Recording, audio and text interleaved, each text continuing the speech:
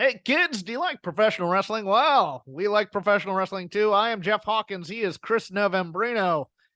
Rest in peace, Richard Roundtree, the original Shaft, and Richard Bull from Night Court passed away earlier today. For Chris's generation, the voice of Harvey Dent slash Two Face on Batman the Animated Series. Ah, nice. Yeah. Nice. Yeah. Uh I have no banter today. What do you got? Um, I have a new song that I'm working on. You can Oh. you can hear that on the Instagram. What's it called? It's called Movies. Movies? Yes. It's a song called Movies. It's a song called Movies. I Like, don't know. I was trying to find a bit in there and I couldn't get there. Like everything's a bit to me now, Chris. I just I know. I know. can we get a mustache update? Um, Mustache is going well. You got a Uh, little bit of a twirl going there on either got, end.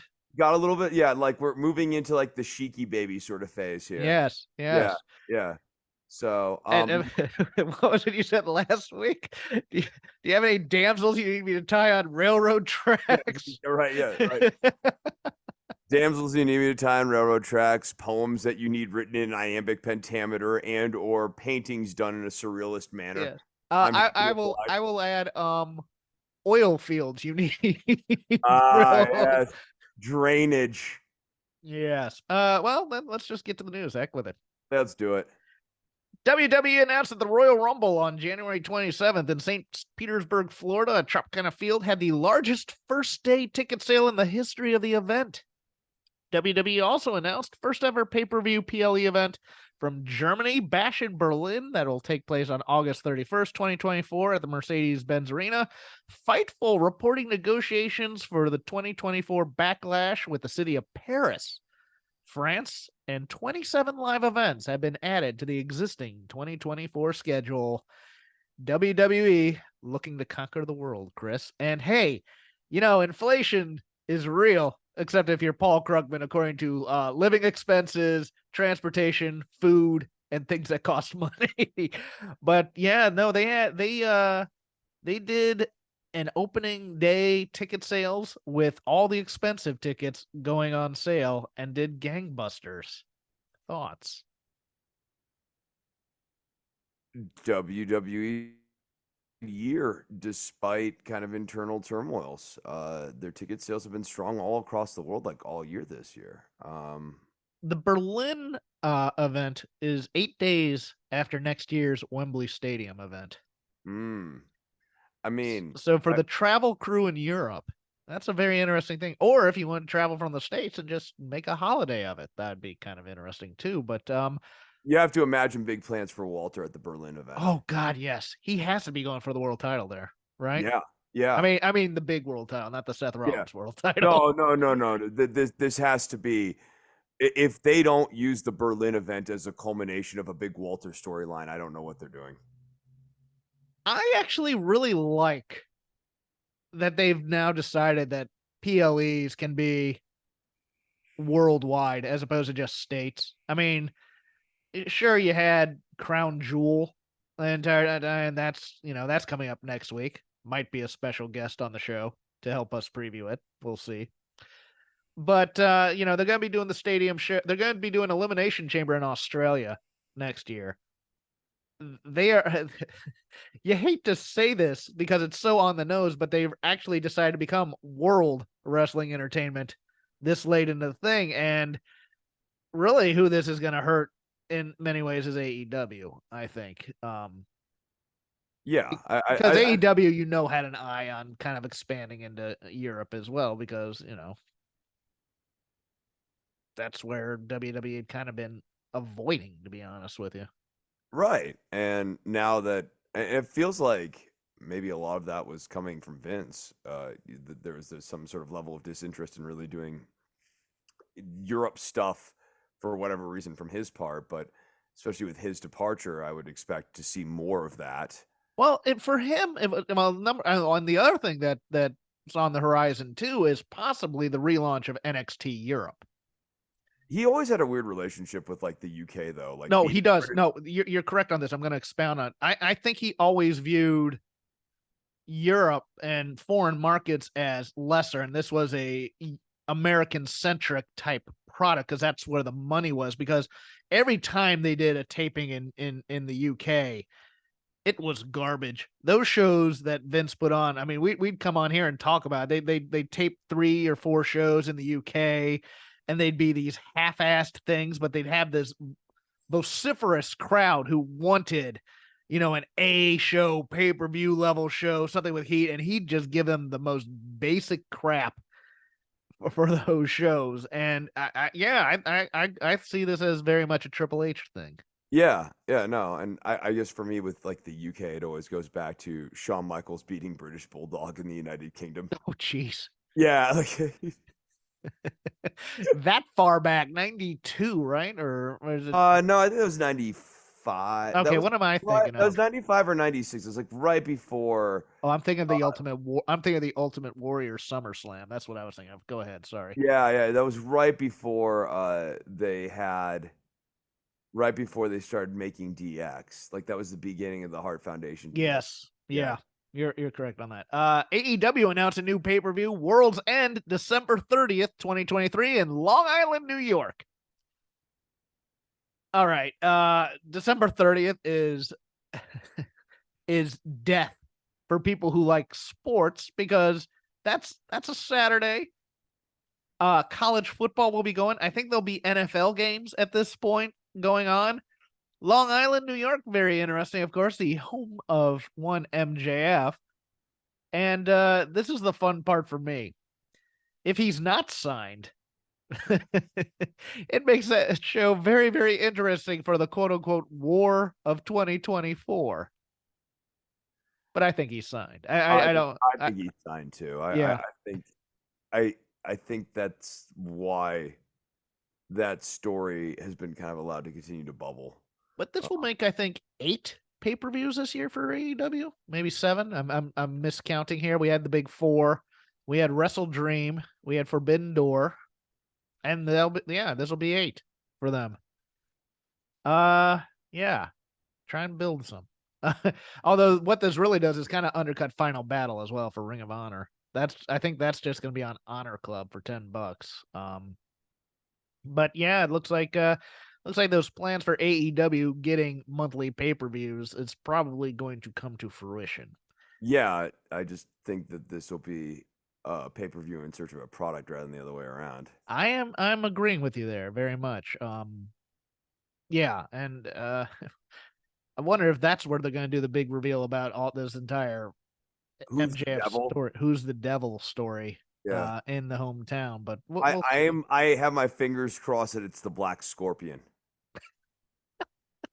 Well, Ric Flair is in AEW now. It's Ric Flair. It's been Ric Flair all along, and it's gonna have Ole Anderson's voice, hopefully too.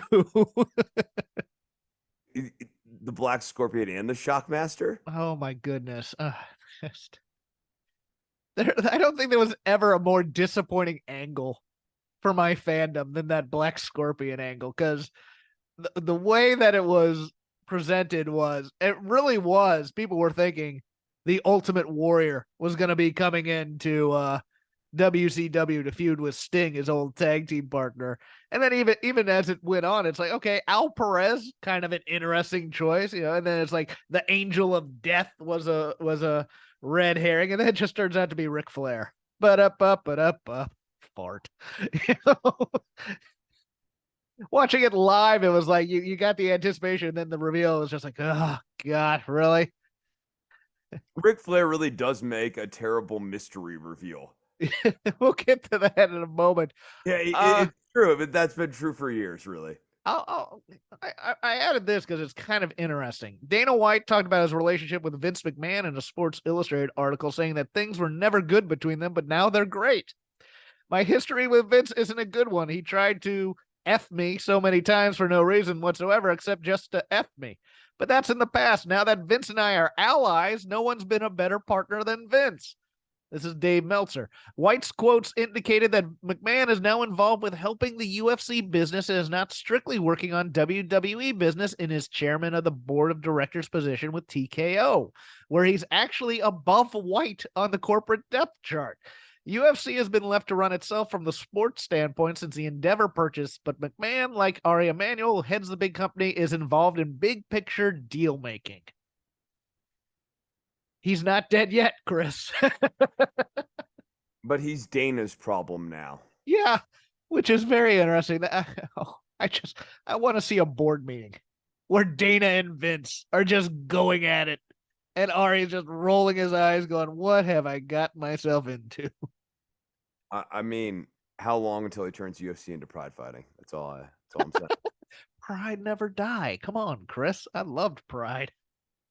All right, what you guys need to do is you need to go 3 rounds, and then in the 4th round, really start laying into each other. Well, no. Pride was first round 10 minutes, second and third round 5 minutes, and then it wasn't based on a round scoring system. It was based on who you thought won the fight and who did the most damage at the end. But it's kind of interesting you drop the Pride comment because it's very much like the WWE versus AEW arguments, because Pride fans hated when UFC bought Pride.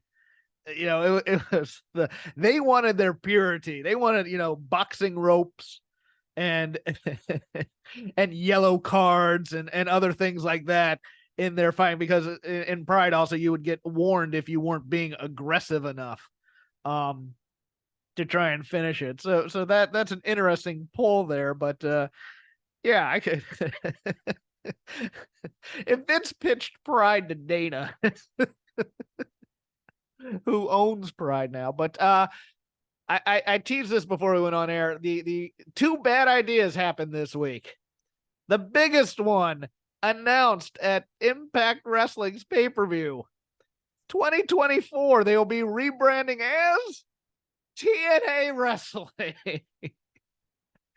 So you build up a wrestling company based on one part of TNA or of Impact Wrestling's legacy will always be the Knockouts division, a strong women's division for which other companies were seen as being lacking. And then you decide to go to this stupid sexist name that Vince Russo came up with because you think that there's some sort of nostalgia value in the TNA brand. No. The original name was a bad idea. To go back to the original name after finally getting away from the original name. I mean, I've been doing this so long that back when I first started doing stuff for Voices of Wrestling, I was doing TNA Stipulation. That's right. And one of the things, like, people ask me, like, how could they be a better company? And I literally suggested changing the name to Impact Wrestling. So you came up with Impact Wrestling. No, I mean, they just, like, I mean, they already had TNA Impact. It was right there. It's just, right. Impact's obviously a better name for the show. Yes. Yeah, and they finally did it way too late, like 3 years too late. And now them to get cold feet on this and go back to TNA, a name that literally no one wants them to go back to. I have never heard a person say to me they should really go back to TNA. Not one. Scott D'Amore? I mean, I just, in all of the chats and stuff, like, I've just never once heard someone say, you know what would help turn the corner for this company? Going back to TNA, the name. Yeah.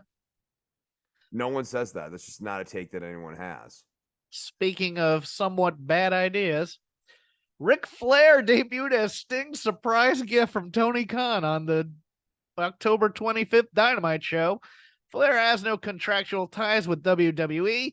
He probably would have come in earlier, as they were in talks when the Dark Side of the Ring episode about the plane ride from hell hit, and pretty much all talks ended. But Tony Khan wanted him to be part of the Sting storyline, and he's supposed to be on the show as part of this through March. Dave also believes that part of this also will help promote his Woo energy drink. I guess energy drinks are the new NFTs, or at least that is what is being talked about.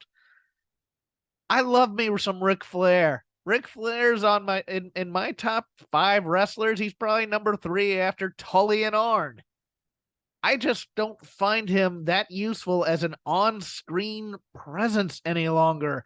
And I get the feeling that now that he's quote unquote signed and along for the ride, we might be using him with his son-in-law, one Andrade El Idolo, as well, because that was possibly the thing. But I don't know, Chris. I mean, I saw a lot of brilliant ideas for this surprise from Tony Khan, and for it to be Ric Flair, who's probably just gonna screw him at some point for some lame angle, but Oh, because he's the Black Scorpion. but it's so funny listening to the cries of the people who are more wanting AEW to be how do I put this? A more sensitive company in some ways, I guess, is how I put it. And I remind them, you remember that Tony Khan brought in Mike Tyson at one point to possibly be a star. Yeah, sure, he did his time. It's not like Flair, but I mean, No, you know what? Compared to Hulk Hogan and Ric Flair, I will totally go to bat for Tyson. oh, will you? Okay, I will In the argue sense over that that. no, in the sense that he's legitimately repentant. Has Like he? he's I have never heard him be contrite over the things he went to prison for. I've heard him say, okay. "Yes, I went to prison," but I've never heard him apologize for any of that. But I mean, understand your point. like he's actually expressed regret for his old way of living, whereas like Hogan never has in any way. Neither has Ric Flair. No, and I Like, look, and I'm not trying to apples to apples even there, yes, but I will certainly say Tyson at least has expressed something more resembling remorse than the other two have. right, and Hogan's issues were broadcast far and wide by various different media outlets, etc. Who the sex tape and the N-word tape and all that other stuff. Ric Flair's dalliances as a drunken lech / possible accusations of or not possible accusations, but accusations of possibly being a sexual assault. Yeah. Those aren't as widely known to lapsed fans, people who aren't in the bubble. I mean, people know that he used to party and he used to womanize. But I mean, when people get angry that he gets a pop at a show, I mean, what percentage of people do you think know about those things at the same time? I get it. I mean, I wouldn't use Ric Flair. I'd use him as a regular thing. I'd use him maybe once, but this isn't the way I'd use him.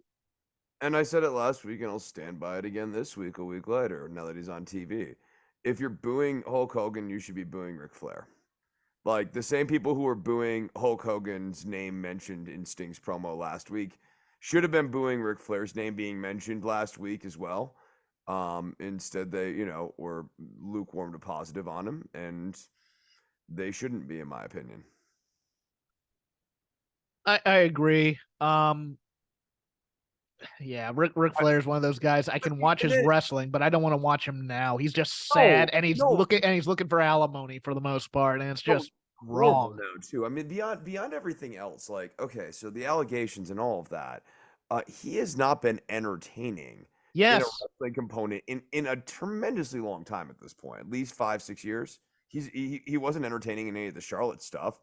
Oh God, no, he was terrible in the Charlotte stuff. Yeah, the last match stuff he was kind of entertained, but the last match itself stunk on ice, except for Jarrett and Lethal in there. And Andrade. I mean, he did nothing in there because he was taking out his defibrillator or whatever. But I mean, it's like he's there to bask in the glory of who he was and to enjoy the spotlight every so often. But it's just like, in terms of actual usageness, there isn't much there, really. And I mean, even if he's part of this angle, I just don't see it, really. Right. And the one thing, my one joke was, we bring Tully back and we get Arn, Tully, and Flair beating down Sting and then just lying down and taking a nap about 5 minutes later. That's it. The retirement angle is that they finally let Sting join. Like on the day of his retirement, they finally all come out and finally let Sting join the Horsemen. Yes, and then Ole comes out and says, "No, I'm not having this." This is the most we've ever talked about Ole Anderson on this show, but he's such an old crank. He'd never come back for it. No, I don't see any utility in him at this point, but I mean, Allow me to read this paragraph to you, though. no, but here's the thing, like Okay. real quickly on this. It speaks to like this recurring con tendency towards I'm going to pay contract for guy.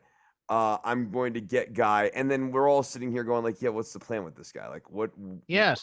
like why this? 'Cause, like I don't need it to be completely obvious, to the song before it gets played, but like I mean, I can't even see Flair at this point.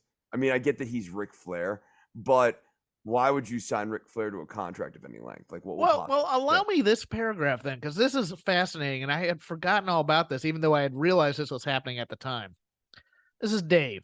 There's a problem at this point with so many older wrestlers. It's not even that they are bad, and Christian has been great, but you had Billy Gunn, Rob Van Dam, Sting, Flair, Adam Copeland, Christian, Chris Jericho, and the Hardys all on the same show, one after the other. This is a retirement home for wrestlers picking up pensions, pretty much. This is turned into TNA. Yes. It has turned into what TNA was at like some of their lowest points when they had stopped trying to actually build their own talent and instead started to crutch. Like, I'll be honest, like bringing in it's a cheap pop is what you're doing with Rob Van Dam. Christian's amazing. Like I got no knock on Christian at all. Christian's amazing. He's still got plenty of tread left on the tires. All those other names you mentioned, though, up to and including Adam Copeland, I'm kind of like, there are two legends doing, or three maybe. I'll count Billy Gunn in there because Billy Gunn. Billy's been pretty solid. Billy Gunn, and he gets pops, even though he's such a friggin' giant compared to everybody else in that ring. Christian Cage and Jeff Jarrett. Jeff Jarrett's been doing perfect stuff for Jeff Jarrett level. Yeah. Because his value to this company is everybody's scared to death they're actually going to belt him. That's his story. The story is he gets, because there was some statistic I want. He's had like 25 matches this year, singles matches, and 11 of them have been title matches. But it's also like that Kingston thing we'll get to in the Lazy River is one of my favorite feuds right now is between that Jarrett crew and Eddie Kingston, because they're just cutting promos on each other and they're great. Jarrett's really entertaining, and I also don't consider him to be in the same categories as those other guys, just in the sense of he's not a nostalgia act because no one was ever fond of him in his heyday. Well, wow. Well, no, that's actually true. I know. Because I wasn't fond of him really until this run, and then this run, I'm just like, he's my favorite wrestler. I don't sit here and hum the old like WWF theme.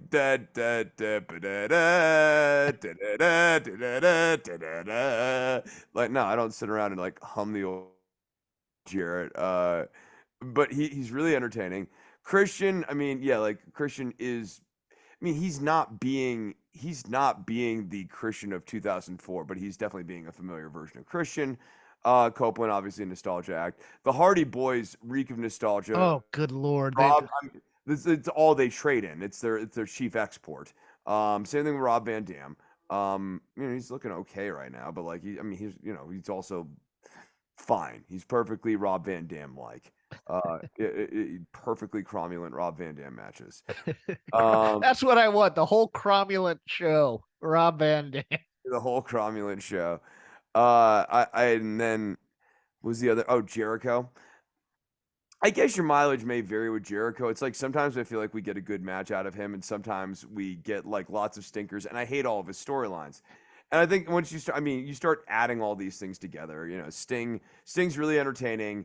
I don't have a problem with Sting's presence at all in the company. I think he's always been. Sting's used perfectly. Yeah, he's used. It's kind of like Jarrett. Like he's used perfectly. That is his role. His role is to be legend who occasionally no sells and then and gets a roar. My issue with Jericho is you watch a Jericho feud and okay, It's against one of the young guys. He's doing his thing. Jericho loses. Okay, that was a pretty good program. And then Jericho's in yet another program and is elevated against another young guy. And you're like, wait, hold on here.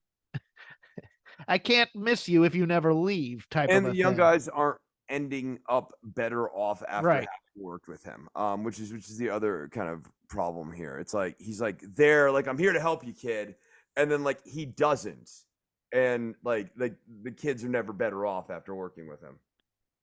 Gonna read some numbers now, ratings wise, because it's interesting. AEW Dynamite on October 25th did its lowest viewership for a show in its normal time slot since June 15th, 2022, and its lowest 18 to 49 number since June 28th, and second lowest of the year.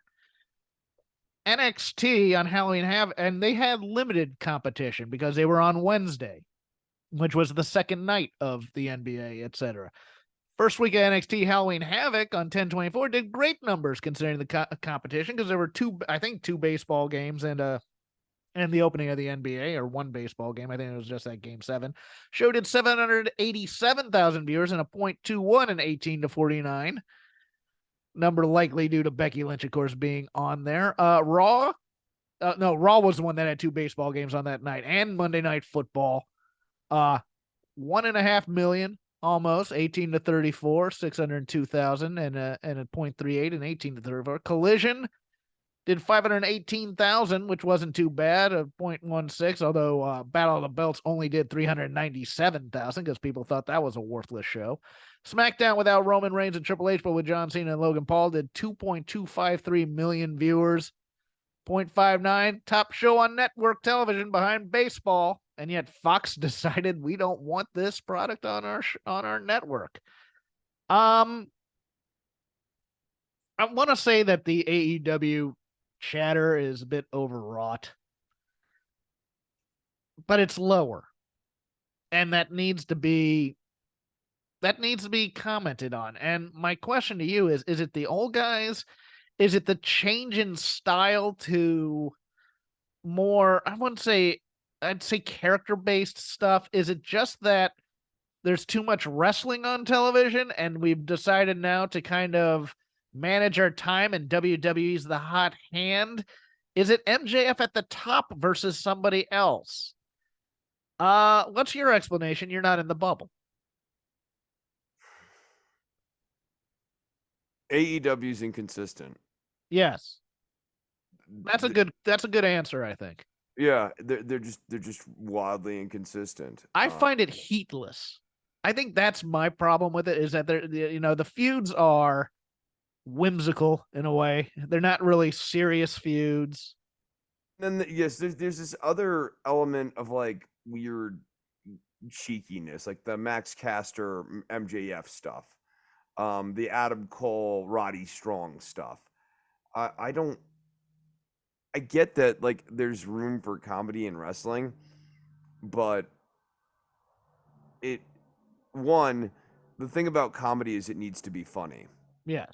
And that's a big problem with some of the AEW attempts at comedies. They fall short of actually being funny. Like the Roddy Strong Adam Cole thing that we had to watch twice that one week.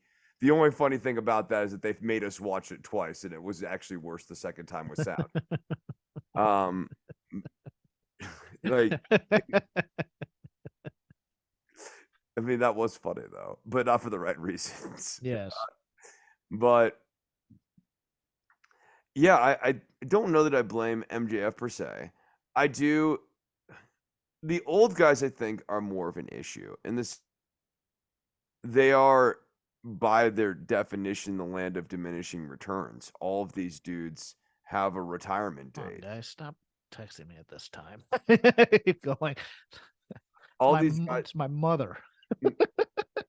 They all have some sort of limited time window. You're not getting more out of them the more they wrestle. You're getting less out of them every time they wrestle. And I think more importantly, the time spent of those guys, right? Like Rob Van Dam and the Hardys, they tend to be pretty. Jeff Jarrett matches sometimes get a little more length, but a lot of times Jeff's like just a preliminary act. Yes. But the one that really sticks out to me out of that whole one that you listed off is Jericho, who has often had 15, 20-minute segments on AEW television. And could that not be better given to another younger talent? Is this, like, wouldn't we be better off having 20 minutes of, I don't know, like Adam, well, that sort of thing? Well, that'll do it for news. Going to the lazy river of wrestling criticism. Whatever we watched, whatever we had time for, whatever's on our mind in terms of the world of wrestling, we'll cover it here. I'm going to start with a mini, you know what grinds my gears? Headlocks? I actually like a well done headlock if it's actually doing, if it's not a rest hold, that's fine with me. No, but it's in the similar vein. I am so done with unnecessary overruns and unnecessary calling something a dream match and then just throwing it on TV with no build whatsoever. The overruns are the big one for me. I don't mind an overrun here and there, especially if it's a hot angle or a hot, afterwards or whatever.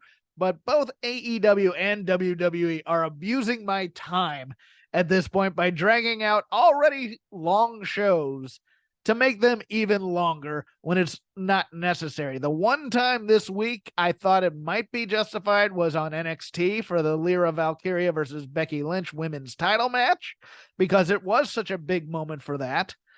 But you both have 2 or 3 hours of television real estate every night. Let's fit it in to the applicable time slots, please. Are you done with it or no? Are you good? I don't like the overhangs. The one that bothers me more is the dream match one, though, because to me a dream match necessitates both parties involved in that dream match working hard, like at least at 4-star level. And a lot of times recently, like, dream match has been kind of bandied about, and then you get like television work level 3.5 star special. that's not a dream match. Like, Chris, wouldn't it be great to see Bret Hart go up against the Great Muta and they mostly just do chin locks? Like, yeah, oh yeah, no, sign me up for that. I want to see that. Yeah, and Tony's the one throwing around those words a lot. It's like every week is a Bryan Danielson dream match. And look, I loved that Andrade match on Saturday on Collision. It was great. But if it's a dream match, I want you to hype it more than 2 days also. Get some try and do the things that pro wrestling used to do well in terms of getting. That shouldn't be on your B show. I'm sorry. A dream match should be on Dynamite as the hallmark of Dynamite. Okay, then in that vein, I'm gonna take up a little bit more of time on the show and ask you this: MJF versus Kenny Omega on Saturday night with 3 days build. It's like they just realized that they should be doing this.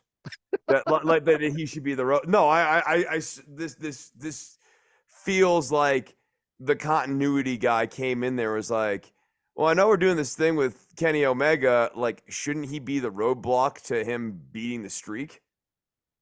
And the answer is yes, but that actually should have been the thing, frankly, you were building to for a minute here. Yes. Leading into this, like Kenny Omega. You should have been hyping this for a week. It's only so many days until MJF breaks Kenny Omega's streak as the longest reigning AEW world champion in its short 4-year history. And Omega, for his part, where he beats Joe for #1 contendership. Like, basically, Omega's on a quest to stop MJF from getting his belt. He does certain things to heat himself up to make it look like he might actually be a credible contender to MJF's belt. And instead that we've been given, I think we're either going to get one of two things. One, 3.5-star match at best, or two, an angle, a skitlet. Oh, we're getting a screw job finish in this match to then lead to, in my opinion, I think this is where this is going, and we talked about this on my other show, so this isn't an original thing from me. Bullet Club Gold's going to ruin this match, and then we're going to get to MJF teaming with all the people coming after him. to keep his enemies closer, because we just saw the thing with Joe Yep. being his partner. Omega will then join, and then MJF, or not MJF, Wardlow will be this, and it'll be an 8-man tag match featuring MJF and all his enemies versus Bullet Club Gold. That's what I think we're going with this. And at some point, we're going to get the tremendous reveal of who the devil is. Which is either going to be teasing Adam that Cole or Britt Baker, I think. They've been teasing that more and more on TV. Although I'd be here for it being Punk, but that's not going to happen. Oh, that'd be great. Your first take on the Lazy River here, Chris. Man. Okay, it's not a long match, and it's not even like the most notable match on the show or anything, but I will tell you, when I saw that Lola Vice mid tournament match that was, going to be kind of like her showcase match, I was intrigued because they have something with Lola Vice. She's very over with the fans. She has a thing.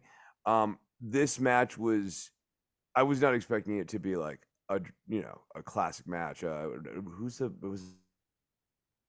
up against? You just went out a bit on me there. What did you guys say? What was the name of the person she was up against? Carmen Petrovic. Yeah, I was Petrovic, like, yeah. Carmen Petrovic. Yeah. They've really done very little with Carmen Petrovic. And so I wasn't expecting this to be like super well worked or whatever, but I was hoping it was going to be an interesting character showcase for Lola Vice, like that we were, kind of, establish a little bit more of like what is she about in the ring or whatever. And this match was, I thought, just an absolutely terrible vehicle for Lola Vice and also Carmen Petrovic. Like they effectively it's like baby face versus tweener, but like the tweener's working essentially as a face. But everyone likes and knows Lola Vice, so no one's cheering for Carmen Petrovic. She's having this unbelievably hard time doing it. And then the match is divvied into like a 90-10, wherein Petrovic gets a ton of offense. Some of her kicks look pretty good. I will certainly grant that. It was baffling because Lola Vice eventually just hits like a spinning hook kick. And that's lights out for Petrovic, and that's like that should have been the match to me, because Lola Vice is the heel here in the tournament with the team up with Carmen or Elektra Lopez, not Carmen Sandiego. Elektra Lopez. She used to dress like Carmen Sandiego. That is true. She did do it. But we're building this up for her to be the heavy against Kaylani Jordan. That's the name, right? Or is it Danny? Yeah. I mean, yes, but all this needed to be was the Malachi Black spin kick blackout 1, 2, 3. That's all this needed to be, because Carmen Petrovic can be built up later. Right, and you're just and like a fluke knockout like this is not fatal for a new young talent like a Petrovic or whatever. Right. It would do a lot for Lola Vice. And to your point, commentary didn't even really put over the surprising knockout power of Lola Vice and her ability to like. It was very weird because like at the end of the match, you'd be forgiven for coming away with the impression that Lola Vice was the babyface here, because if she was getting beat up on for most of the match, has a plucky come from behind victory against an opponent who was, getting the better of her, and she wins with like a really well-placed knockout blow. That's like classic babyface underdoggy sort of stuff. Yeah, and since we're in the same neighborhood, we went over this for the show, but I'm going to mention it again. Oh, Pillman Jr. Lexus King's debut against Dante Chen, which was a 90-10 affair in favor of Chen, who has no value to this company whatsoever.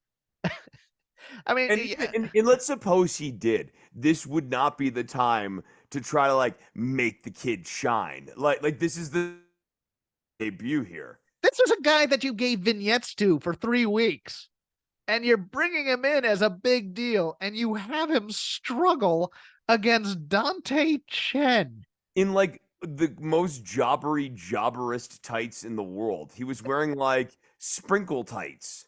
Yeah, and then he ekes one out. Congratulations, Lexus King. Can't Big wait and to better see his things. next match. Right? Yeah, no, bigger and better things. Yes, Can't wait the to see whole point of this, what is next for this young up and comer. the whole point of this being fake is that so you can make people look good so that they want to come back and see him again. Who the hell wants to see him again after struggling against Dante Chen? What are we doing? And that company knows better. That's the thing that kills me. So it's like one of those things where it almost feels like, well, we're giving you the kid. Do something. And then it's almost like he was a Vince signee, and then Vince leaves, and then they just decide, well, we got to put him on TV now. Let's make him look as bad as possible. Yeah. All right. I hinted at this before. I'm gonna say it's my favorite feud in wrestling right now is Eddie Kingston versus the Triple J stable. I love this feud. I adore this feud because it's basic professional wrestling. Guy cuts promo saying he doesn't like someone. Guy cuts promo elsewhere, right back saying he doesn't like the other guy. Guy wants title shot. So friend decides to challenge other champion to a match and they talk trash. Eddie Kingston doesn't like Jeff Jarrett because he thinks he's an old carny, which Jeff Jarrett is. And he has problems with Jay Lethal hanging around the guy and has other issues stemming from times in other companies with Jay Lethal. I'm good with this. We do a Memphis street fight. Wacky, wacky, wacky. I loved every minute of this, but it gets the job done where Eddie Kingston, who has literally burned his bridges with every friend he's had in this company, which is why nobody's coming out to help him, which is a great little piece of continuity, but he fights against this entire group of misfit toys, loses to Jeff Jarrett, as he should, and then because of the stipulation, now now Jay Lethal has a title match against Eddie Kingston, and we can escalate from there. I love this feud. I love Eddie Kingston. Jay Lethal is a sneaky good promo in these four ways on it's mostly on social media, but I think they're going to play it on Rampage tonight. Jeff Jarrett is, of course, legend with a lot of heat, and everybody's scared to death he's going to get a title. But he does his job. And, the one thing in here is I really want them to be building up Satnam a lot more. Like, I love Sanjay being a weasel. Karen's going to be Karen, but Satnam Singh would kill for half the exposure that Omos got on WWE television. And he's better than Omos. He's 3 times better than Omos. No, he's Omos, absolutely. Yeah. Your go, sir. Let's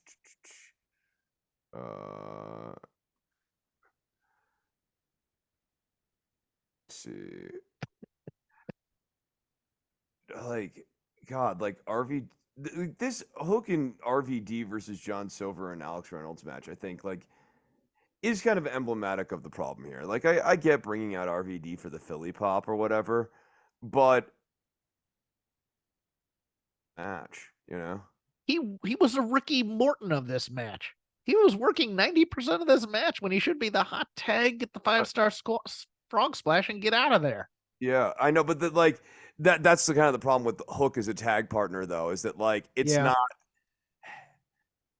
If you beat up on Hook too much, people start to realize that he is actually pretty small.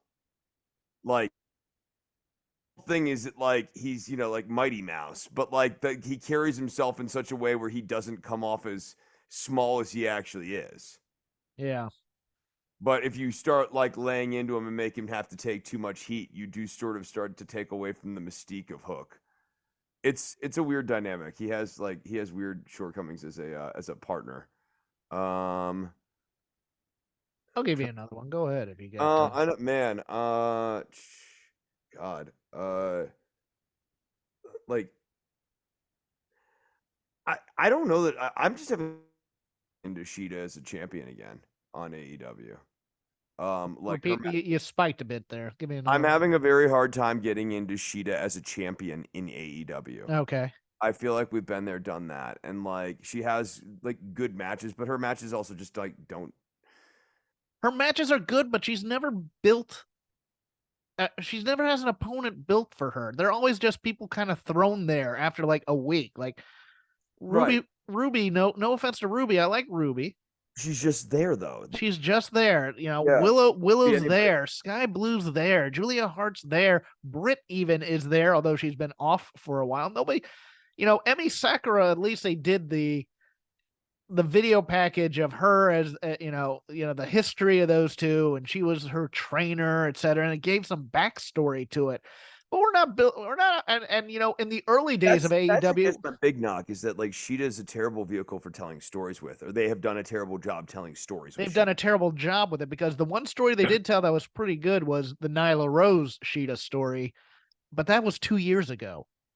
They haven't done anything since, and I mean, it's funny because I'm about to go on my lazy river about the women's stuff in WWE being very good because we're doing random title matches here and there, but I mean, Becky had herself a week. We had matches with Tegan on I believe SmackDown. We had the Indy Hartwell match was better than it had any right to be on Raw, and then we had a pretty damn good Lyra Valkyria Becky match where we crown a new star. We had a story about, her looking up to Becky as a fellow Irish person. We've played through all that. They had a hell of a match, and Becky left that NXT women's title better than she found it. Oh yeah, no, she was a very successful title run for like a WWE performer coming down to NXT to do a stint in NXT. I think this might be the best one ever. Yes. And that was the entire job. And, then it also gives her a little bit of completion in terms of hitting for the cycle for all belts she can hold, because she didn't hold that when she was still in NXT. But I mean, every single person she had a match with, even ones who have been languishing on the roster for some time, like Indy Hartwell on the main roster, Tegan Knox, who was brought back for this. I I mean, they liked were the made better build. for it. I liked the little mini build to Indy Hartwell and Indy Hartwell and Becky squaring off on Monday. They Yeah. like yeah that like the stuff with her and Candace and I mean, if you know the story, you can see this. Like there was enough of a story there that you could put together the story. A little, I mean, it's a little bit headcanon or whatever, but like you're still able to put it all together. And just to get all my women's wrestling points out of the way, I thought that Kiana James Roxanne Perez match over delivered. I think Kiana James might be the most improved wrestler in at least the WWE this year. She's pretty good. I had a moment watching her this week where I was like, darn, she's actually pretty good. You know who else is pretty good who I have to just eat crow on? Because like this week he showed up and did start doing all these moves I've literally never seen him do ever. But they look good. Duke friggin' Hudson. Yes, God. Duke Duke's Hudson has a great. I told you this last. I watched all this stuff and I'm like, oh crap, I have to go on there and eat crow on this because he's looking great. He's such a dull personality, but in the ring he has a lot of charisma in terms of his babyface fire, and it's amazing at times. I'll tell his move execution. His move execution just looks good. Like they're crisp. His moves look solid. And yes, Chase U needed to have a tag title run. Although Chekhov's towel is still looming with Thea Hale ready to throw that towel to get back at her not winning the title herself. And look, I've said this before. Just watching the facial expressions and how she kind of throws herself into it, I love me some JC Jane. I think JC Jane's great. That's what I was gonna say. Is like the JC Jane as like the bad cheerleader or whatever. Yeah, she's So funny. doing the what's her name? In Bring It On. I know her name, and I used to have a crush on her. I can't remember her. She was also on Buffy, I think, at one time. She always plays the bad girl type of thing in the preppy thing, but that's such a great story to tell. And she's the bad girl, but she's also like affecting everybody. Like I'm waiting for she's gonna date one of these two dudes, right? Yeah, she's gonna have a crush on Mr. Chase. Oh, there we go. And I'm kind of here for it. I mean, look, not everything on this NXT show worked, but there was a lot that did. The Mellow story is interesting to me. Yes, I mean the mellow like the who took out Trick Williams story. So long as you're like able to put it out of your brain that every time they do these mystery beat up attack things, it never really makes a lot of sense if you actually think about it too hard. Like Guy doesn't realize who he's getting the tar beaten out of him from. Can't tell like height, can't tell size. Like Eliza Dushku, that was the name I was trying to think oh of. yeah, Lazadushka. Yeah, Yeah. that's who JC Jane is in this whole thing. Yeah, totally, totally. Yeah, yeah, yeah. No, she was bad back in the day. So like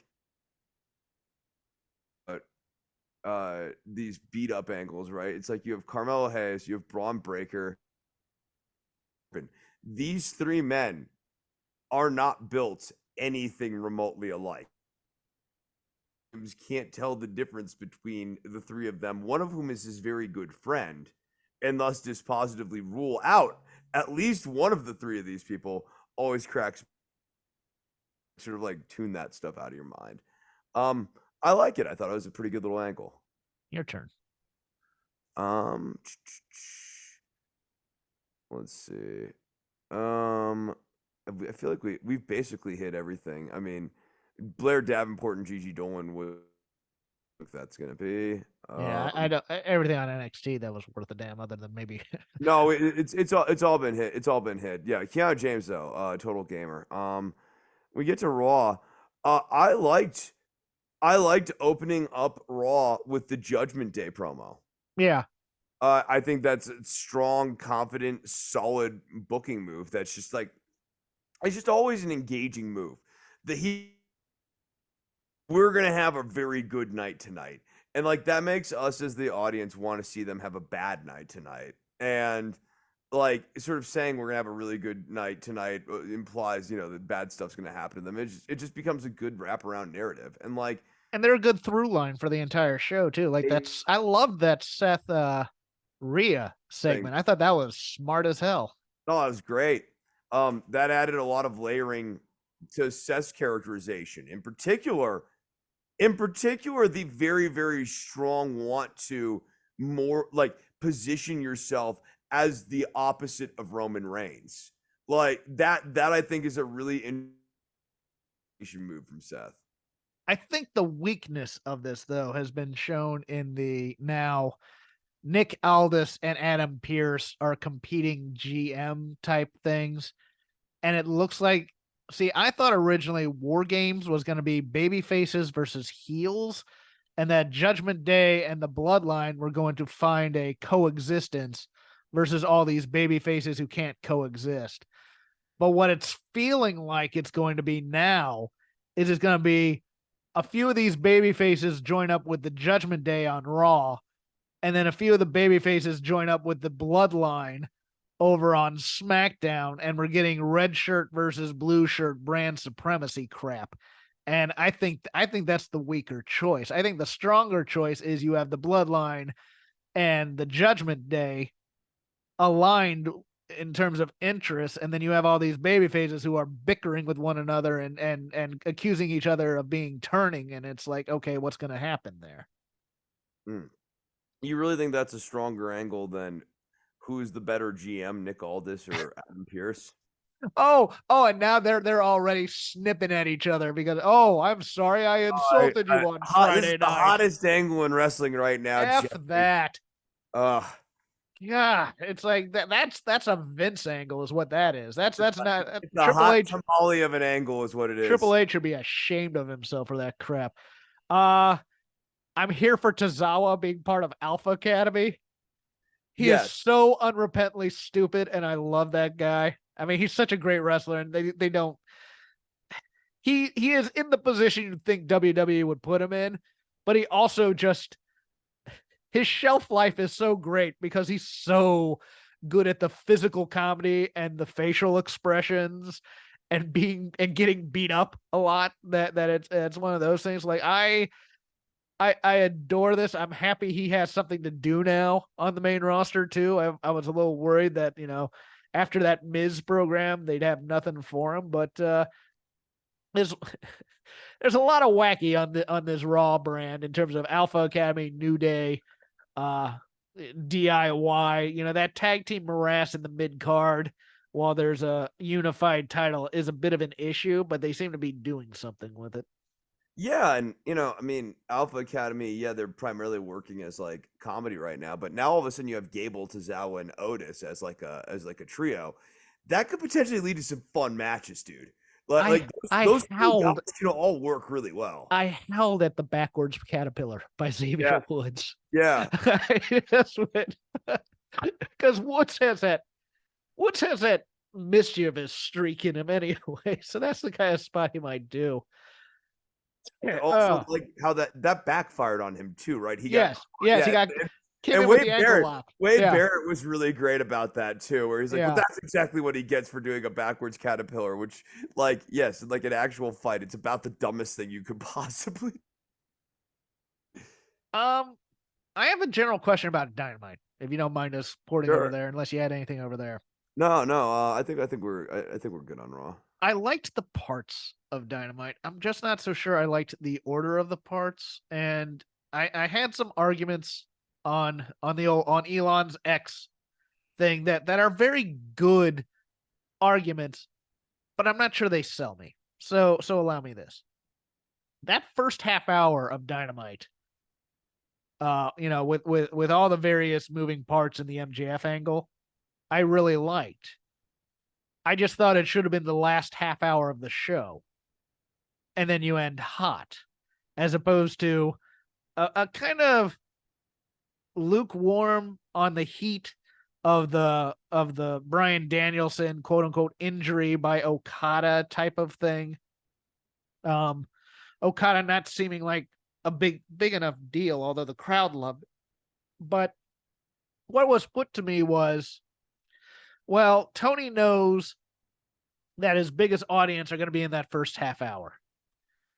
So that's where he goes to. And I'm like, why are you looking at your competition and building a show that way instead of just doing the show that you're doing? And I think the other one was, yeah, you have that and you have the competition. And so you put your world champion on there first, and the hardcores who are already going to be there staying through the night are going to be there for the Danielson and Okada stuff. And I can kind of get behind that. And there was another point I made. But that second hour was a really weird way to kind of close out the show. You had like a long Sheeta Ruby Soho match that was Yes. much longer than the build justified, as in there was no build, so we don't need a 20-minute There match. was not only no build, but that match wasn't a great wrestling match. That was a Raw style slapstick match. It didn't have it, and my problem with that match, because I watched the shows on Saturday, is they built up this thing where Ruby and Jeff Parker had an interaction about how Jeff Parker was going to be, or Angelo Parker was going to be, a trios champion after Battle of the Belts. And Ruby's like, I want a championship. I want a title. And that turned into, oh, yeah, I take the paint. You grab the paint. I pretend I'm painted. I grab the belt. I block the paint with the belt. I take the strap off of my wristband. It was prop comedy in the middle of a quote unquote important championship match for Ruby. And I really just did not like that match at all, to be honest with you. And then it set up Tony Storm, who is now full on doing Gloria Swanson from Sunset Boulevard as Dr. Luther has become her Eric von Stroheim. I mean, it's like, and she will be the one that they need to just put the belt back onto, but. And Tony Storm's gimmick is it should not be anywhere near the title. That's the problem. No, here's the funny thing. Then when they do that, they put the belt on her, right? Like then now you actually have a perfect character with whom to tell movie stories with. Yeah. And they won't do it. Yeah. Like they will completely neglect to do it. Something going on behind you? No, I'm just Shadow has finally returned home. Oh yes. Yes. We had cats that were fighting before the show, and we want to make sure that we're not doing Fight Club for Yeah. cats. Chesterfield, get in here. Any other points on your scorecard here? Trying to think. Trying to think if there's anything else on AEW. I thought it was kind of a cold. Like, if you're gonna bring Okada on, I don't know what the best usage of him is, but like that It's Blackpool Combat Club like tag match wasn't it. you know what it's not? It's not doing the best friends and Orange Cassidy and that crew are part of Chaos in New Japan.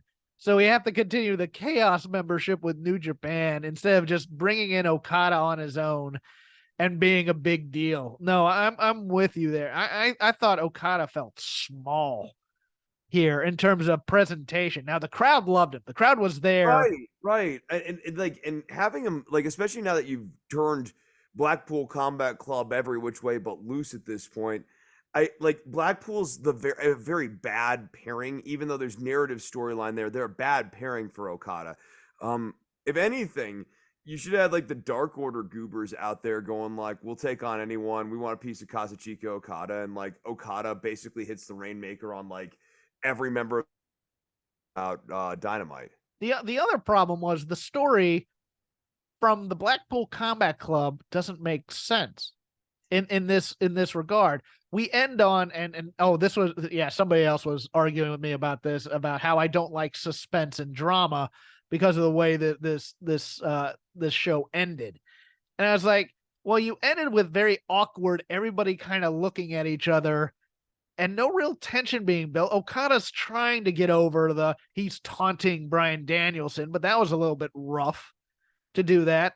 You didn't have Jon Moxley just roll up and punch any member of the best friends that were out there. You just kind of had them all looking at each other because now you've made Blackpool Combat Club baby faces when really they've just shown their willingness to just start a fight with anybody. You don't have any pushing and shoving. You don't have a lot of yelling, really. It's just kind of like, and the crowd's dead. And I think they wrote this expecting the crowd reaction. And I thought the crowd was going to be hyped for a fight. You know, this is awesome. Chanting this, telling them that they're going to fight each other, kind of a thing. And then hoping that they'd come to blows. And then they never came to blows. So it was all just kind of a blue balling of that audience, which was kind of hot for you. Totally right. Like, this was absolutely written for the studio audience to be like, this is awesome. Like, some variation of Fight Forever, you know, whatever the chant's gonna be. And they didn't get it.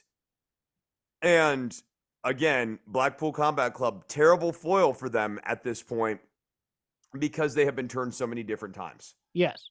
Yeah. And one coda on NXT, by the way, and that's my last note of the night. Your Kota Ibushi, you might say. Jade Cargill brought out like the big effing deal that she's going to be.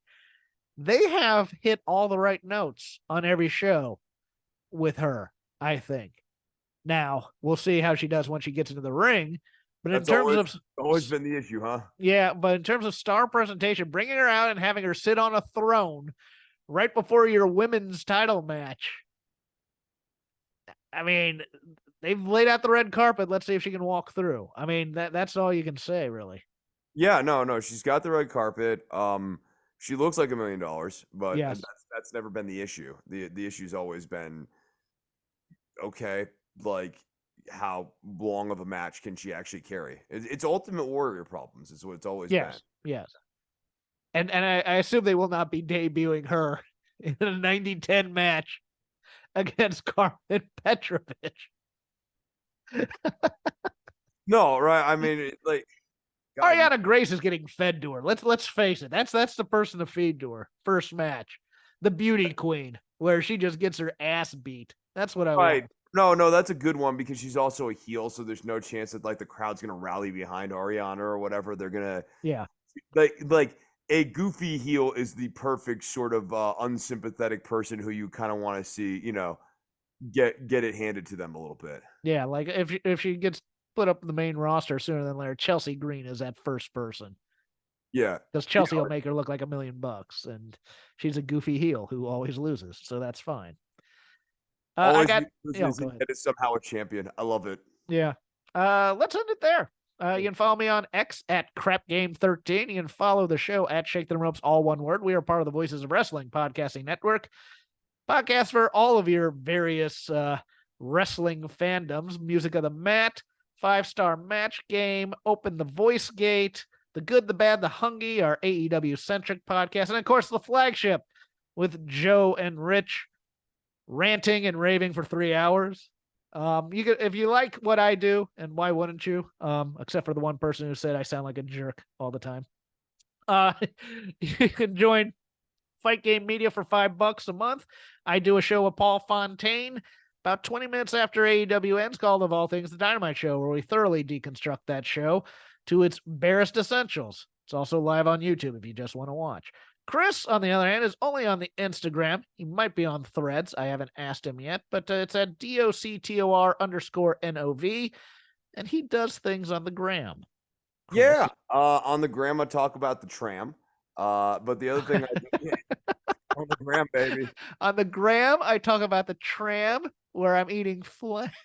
Tram, I am. I like. I will not eat green eggs and ham, Sam. I am on the tram. I will not eat them on the tram. I will not eat them on the gram. I will not eat them.